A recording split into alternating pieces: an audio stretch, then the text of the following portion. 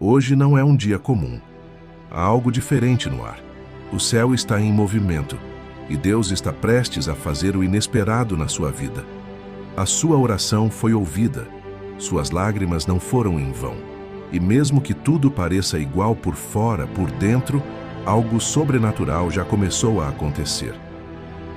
Você está a um passo do milagre, a um instante da resposta, a um toque da transformação.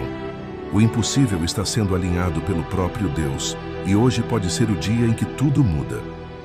Acredite, espere com fé e caminhe com esperança. Algo sobrenatural está prestes a acontecer e será lindo. Bom dia.